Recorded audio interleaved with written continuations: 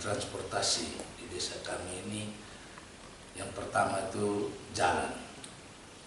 Jalan ini sangat membutuhkan karena di desa saya ini luasnya 15,49.000. Jalan yang sekarang masyarakat menuntut ini itu tidak bisa didanai dengan anggaran dana desa. Itu harus didanai dengan anggaran pusat atau provinsi atau kabupaten jalan. Kenapa ini jalan sangat penting? Karena di desa ini punya potensi yang luar biasa menyangkut dengan pertanian. Potensi pertanian sangat mendukung, potensi wisata juga sangat mendukung. Programnya Bapak Presiden Joko Widodo melakukan program untuk bisa mentransfer dana desa dari pusat ke desa itu, maka desa kami ini mendapatkan anggaran dari pusat itu sebesar 800 juta, sedangkan ADD-nya itu 400 juta.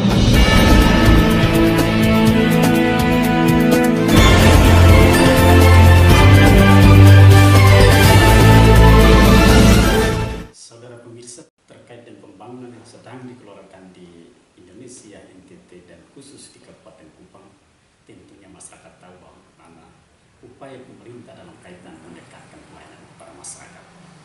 Saat ini saya sedang berada di Desa Sumbili, Kecamatan Kupang Barat, Kabupaten Kupang, Provinsi Nusa Tenggara Timur. Berhadapan langsung melihat tentang kondisi real di desa ini dan banyak hal yang tentunya masyarakat Indonesia patut dan pantas untuk mengetahui informasi publik.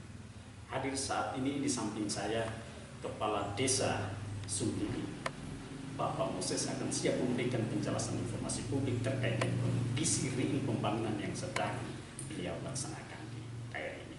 Selamat sore Bapak Desa. Selamat sore. Apa kabar? Sehat-sehat. Luar biasa, walaupun pandemi tetapi kita tetap sehat dalam kaitan melayani masyarakat. Kehadiran kami di Desa Sumbili khususnya, kami mendapat informasi terkait dengan kegiatan real pembangunan di sini. Desa kita ini sebenarnya desa destinasi wisata, dan kita punya nama di Kabupaten Kupang khususnya dan di NTT pada umumnya. Dan kami terpanggil untuk melihat langsung tentang kondisi real pembangunan di sini. Tentunya suara Bapak Desa perlu menginformasikan kepada masyarakat Indonesia untuk mengetahui kondisi hal-hal yang Bapak sudah laksanakan bersama rakyat di sini. Suara Bapak saya persilakan. Jadi baik, terima kasih. Selamat sore. Menyangkut dengan kondisi real, menyangkut dengan transportasi di desa kami ini, yang pertama itu jalan. Jalan ini sangat membutuhkan karena di desa saya ini luasnya 15,49.000 meter bujur sangkar. Sangat luas, terdiri dari 5 dusun, 14 RT, 7 RW. Ketika saya terpilih jadi kepala desa, misi saya itu salah satunya jalan. Harus diperbaiki. Namun setelah saya duduk sebagai kepala desa, baru saya tahu bahwa jalan yang sekarang masyarakat menuntut ini itu tidak bisa didanai dengan anggaran dana desa. Itu harus didanai dengan anggaran pusat atau provinsi atau kabupaten, karena itu menurut dari dinas bahwa itu jalannya status provinsi. Sepanjang 6 kepala desa berjalan, mereka juga berupaya ini jalan. Kenapa ini jalan sangat penting? Karena di desa ini punya potensi yang luar biasa menyangkut dengan pertanian. Jadi pertanian ini lancar, baik di musim kemarau, baik di musim hujan, itu selalu pertanian ini menjadi dapur Kota Kupang. Nah, oleh karena itu mereka mengeluh karena jalan ini tidak terurus, tidak diperhatikan. Jadi seakan-akan masyarakat ini melihat bahwa semua yang harus diselesaikan di desa adalah kepala desa. Tetapi setelah saya berupaya berulang-ulang kali untuk bersurat kepada Kabupaten Kupang, bahkan ke provinsi, baru diketahui bahwa jalan ini adalah jalan provinsi atau jalan nasional pusat, karena status jalannya itu trans poros tengah jalur selatan. Nah, oleh karena itu setelah saya juga berupaya, karena dari tahun 62 jalan ini setelah dibuka hubungannya langsung ke kota dan sampai ke Soe, itu dikerjakan oleh orang tua kami, moyang-moyang kami. Dan memang selama ini juga sudah pernah diperhatikan oleh kabupaten untuk membuat lapen, tapi akhirnya lapen ini menjadi rusak semua karena Desa Sumili punya potensi alam menyangkut dengan hasil tambang. Hasil tambang, jadi ada 3 perusahaan yang kelola tambang di Desa Sumili ini, yang kendaraannya itu roda 12 yang paling banyak melintasi jalan. Akhirnya lapen ini rusak semua, dan akhirnya kendaraan-kendaraan yang mengangkut hasil pertanian ini tidak bisa lewati karena jalannya terlalu rusak. Nah, dengan demikian harapan kami dari pemerintah desa ini sudah berulang-ulang kali, dan pada tahun 2018 itu kami usulkan ke Dinas PU Provinsi, tembusannya ke Bapak Gubernur, dan pada waktu itu juga Bapak Gubernur perintahkan dari dinas terkait untuk turun datang ukur. Jadi setelah datang ukur, jalan itu yang masih rusak itu 5 kilo 210 meter. Nah, harapan kami sesungguhnya tentunya apa yang dilakukan oleh Pak Gubernur juga karena terhalang, karena semestinya harus dikerjakan pada tahun 2020 ini, tetapi karena virus corona ini membuat seluruh dunia goncang, bahkan Indonesia goncang, akhirnya anggaran semua itu lari ke penanganan virus corona. Nah, dengan demikian maka tentu hari ini bapak-bapak datang untuk menemui kami pemerintah desa. Kami mengharapkan jika informasi ini setelah disampaikan dan bisa dilihat kembali ketika penanganan virus corona ini sudah selesai, mungkin bisa masuk dalam anggaran tahun 2021 untuk bisa melanjutkan jalan ini. Karena memang jalan ini potensi Desa Sumili ini sangat besar, tetapi masalahnya di transportasi jalan. Begitu. Kalau juga ada satu hal yang menarik yang tadi disampaikan Bapak Desa, bahwa di sini juga kita potensi untuk pertambangan, ya, kegiatan pertambangan. Itu tadi tidak salah disebutkan ada 3 atau 5 perusahaan di sana. Selama ini kehadiran mereka memberikan kontribusi kepada pembangunan di desa ini seperti apa? Jadi selama ini saya melihat setelah kehadiran mereka di sini ini, mereka punya kontribusi juga, pernah mereka membantu masyarakat di sini untuk membantu kami Sirtu untuk kasih rapi di jalan-jalan, lubang-lubang yang tidak bisa dilewati. Tetapi ketika datang pada tahun 2020 ini, mereka juga tidak bisa membantu kami karena dengan alasan mereka juga dampak dari COVID-19. Jadi akhirnya kami pemerintah desa sudah menemui mereka, tapi alasan mereka seperti itu. Lalu juga ada satu hal yang menarik. Tadi kita di sini menjadi dapur atau lumbung pertanian untuk kota-kota sekitar, khususnya kota Kebuan. Selama ini kehadiran dari pemerintah desa dalam kaitan dengan mensupport para petani itu seperti apa? Jadi menyangkut dengan di sini punya potensi pertanian itu karena kami punya lokasi pertanian di Dusun 5 yang namanya lokasi Paku. Itu luas lahannya itu sekitar 70 hektar. 70 hektar yang ada di sana itu kelompok tani itu ada 16 kelompok. 6 kelompok tani. Dan ada beberapa kelompok tani yang kadang-kadang mendapatkan amanah dari Kabupaten Kupang untuk ikut pelatihan sampai ke Aceh, lagi Keo. Nah, sehingga ketika mereka datang, bangunlah kelompok tani di bawah itu, mereka kerja sudah profesional. Sehingga Sumili ini setiap tahun itu bisa menghasilkan bawang merah ini bisa sampai 70 ton, 80 ton dari sini. Bahkan banyak. bermacam-macam tanaman hortikultura untuk usaha mereka. Jadi lahan pertanian ini luar biasa mendukung, bahkan sekarang ini mata air di pegunungan itu kering semua, tapi kalau di sana sumbernya itu dari Onesu, air terjun Onesu, sehingga di bawah itu mereka walaupun musim kemarau tapi tetap siram. Debit airnya tetap. Debit airnya tetap tidak berkurang. Nah, potensi pertanian sangat mendukung, potensi wisata juga sangat mendukung, karena itu wisata yang ada di Desa Sunglili di Dusun 5 Batu Lesa itu, ketika wisata itu desa membangun, maka pada tahun 2019 tanggal 3 Agustus 2019 itu kunjungan dari tamu-tamu dari dalam negeri dan luar negeri itu sekitar 2000 sekian orang yang hadir di sana. Sehingga pada waktu itu dengan respon Pak Gubernur tidak hadir, tapi Bapak Wakil Bupati yang hadir, dan dia menyampaikan secara resmi kepada publik lewat beberapa media bahwa jalan ini akan dibuat pada tahun 2020. Lalu janji itu karena ada persoalan tantangan COVID akhirnya dibatalkan sampai saat ini. Janji itu ketika COVID dibatalkan, dan saya juga belum pernah menemui Bapak Wakil Bupati atau Bapak Gubernur untuk tanyakan, tetapi ketika kami musrembang jam itu disampaikan oleh anggota DPR dari Kabupaten Kupang. Lalu selain itu juga tentunya publik perlu tahu tentang kreativitas Bapak Desa dalam kaitan membangun masyarakat di sini. Nah, selama konsep untuk membangun ini, visi misinya Bapak Desa itu seperti apa untuk percepatan pembangunan?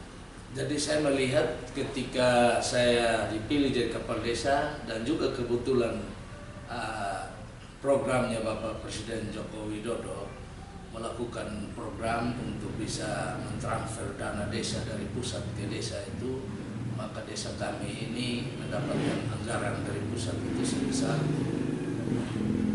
800 juta, sedangkan ADD-nya itu 400 juta. Jadi jumlah semua 1.200.000.000. Jadi dalam kegiatan sudah selama 4 tahun saya lakukan ini, yang pertama saya melihat jalan-jalan hubung dari dusun ke dusun, kemudian jalan tani saya bangun di persawahan, kemudian pemberdayaan bagi masyarakat, yaitu menyangkut dengan pelatihan babeler, pertukangan, perbengkelan, kemudian tenun ikat, itu dilakukan di desa. Jadi selama ini menurut pengamatan kami pemerintah, bahwa setelah dengan dana ini luar biasa percepatan untuk orang bisa melihat bahwa desa ini ada kemajuan itu karena berdasarkan dana anggaran dana desa.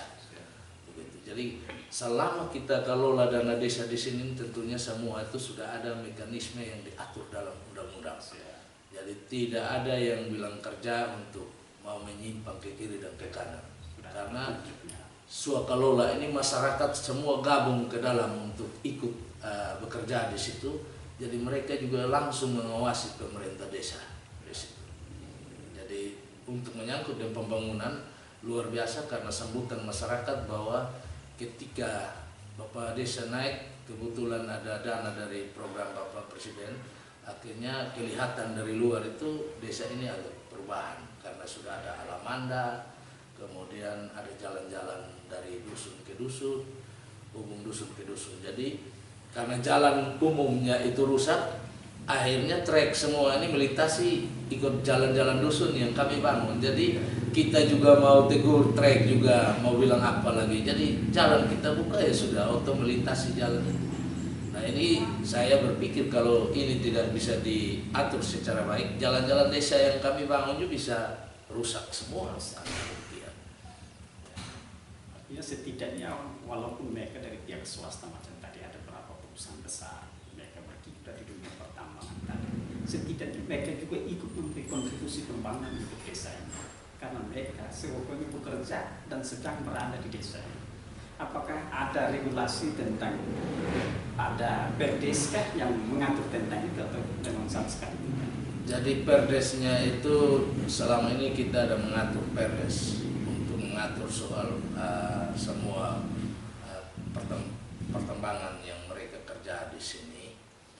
Dan sementara ini Perdes ini masih asistensi di hukum, karena itu kita menunggu waktu.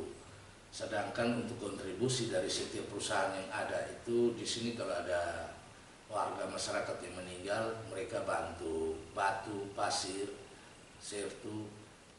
Kemudian ada pembangunan gereja, mereka bantu terlibat aktif di dalam pembangunan di desa. Lalu juga menarik memang tadi dalam kurun waktu 4 tahun Bapak memimpin desa ini ada kemajuan di sana. Tapi tentunya juga ada semacam harus ada kerjasama dengan pihak lain. Ya.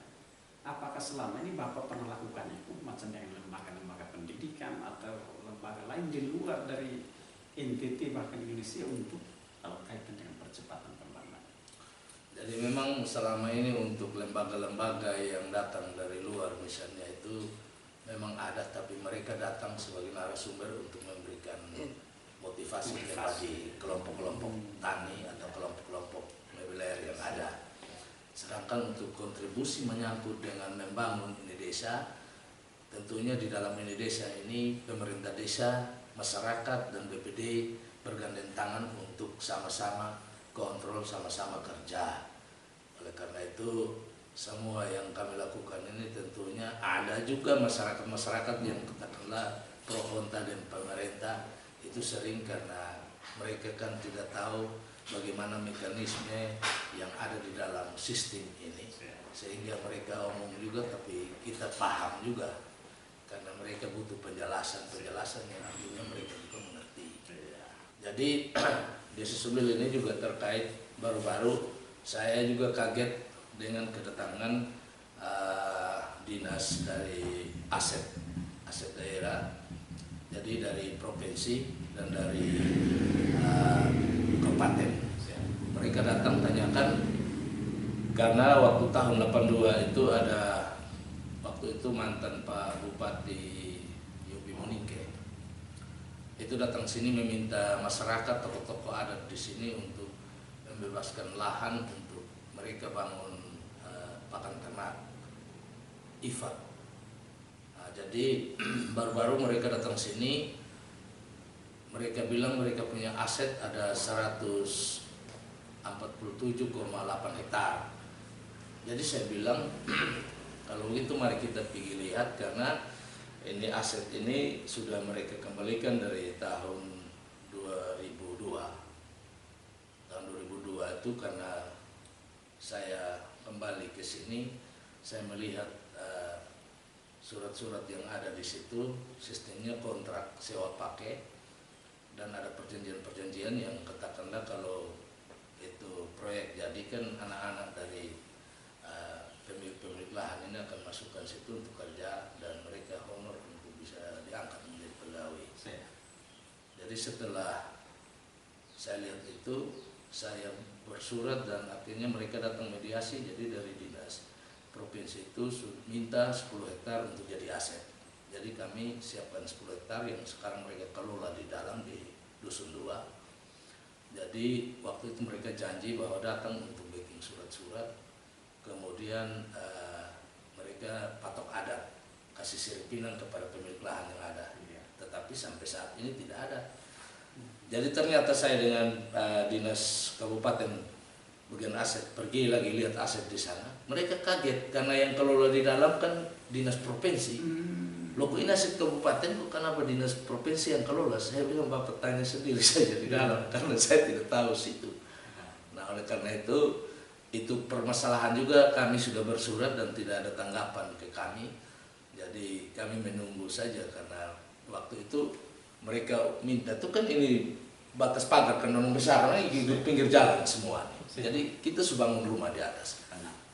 Jadi saat mereka datang bilang mereka punya aset. Jadi beta bilang sudah nanti atur secara baik saja bagaimana. Jadi keluarga juga sudah bikin surat kirim. Baik saudara pemirsa, tentunya dialog singkat ini ya, di mana suara rakyat, suara akar rumput dari desa menyuarakan tentang hal-hal yang benar.